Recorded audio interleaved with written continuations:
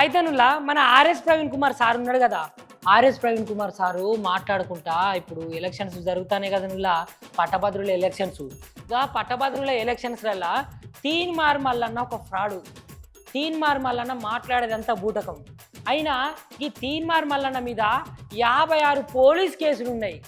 ఇట్లాంటి వ్యక్తిని ఈ పట్టభద్రుల ఎలక్షన్స్లల్లా గెలిపించుకుంటే ఇంకేమన్నా ఉన్నదా? ఇక ఈ రాష్ట్రాన్ని కుళ్ళు గుత్తగా అమ్ముతాడు. అయినా ఈ తీన్మార్ మల్లన్న క్యూ న్యూస్ ద్వారా ఆయన చేసిన కామెంట్లకు ఒక కుటుంబము ఆత్మహత్య యత్నం కూడా చేసుకున్నది. అట్లాంటి తీన్మార్ మల్లన్నను ఇప్పుడు మనం గెలిపించుకుంటే ఏమన్నా ఉన్నదా? అయినా ఈ పట్టభద్ర ఎలక్షన్స్లల్లా మంచి వ్యక్తిని ఎన్నుకోవాలి.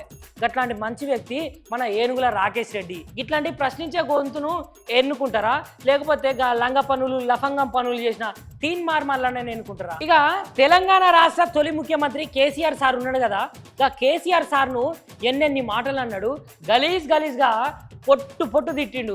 అట్లాంటి తీన్మార్ మల్లన్నను ఇవాళ మనం గెలిపించుకుంటామా, గెలిపించుకోవద్దని చెప్పేసి ఆర్ఎస్ ప్రవీణ్ కుమార్ సార్ ఉన్నాడు కదా, ఆ సార్ అయితే చెప్పిండులా.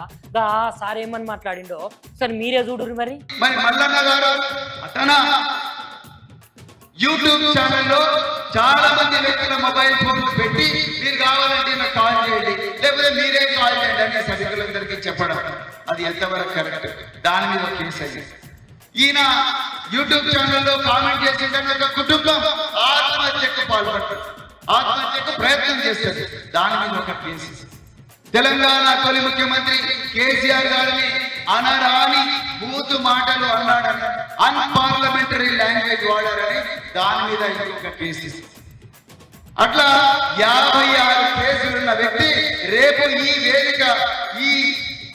ఈ వేదికలో కూర్చున్న పట్టభద్రులకు నిజంగా ప్రతినిధి కాగలడా? అవుతాడా?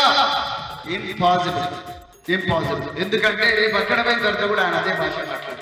రేవంత్ రెడ్డి గారు మొదట్లో ముఖ్యమంత్రి అయిన వెంటనే జీవో 46 మీద ఒక కమిటీ వేసేసి, మరి ఇంతవరకు ఆ కమిటీ ఏమైందని అడిగే దమ్ము రాకేష్ రెడ్డికి ఉన్నదా, తీన్మార్ మల్లన్నకు ఉన్నదా? మీరు చెప్పండి. ఎవరికి ఉన్నది? రాకేష్ రెడ్డికే ఉన్నది. ఎందుకంటే నిజమైన ప్రశ్నించే గొంతుగా రాకేష్ రెడ్డి.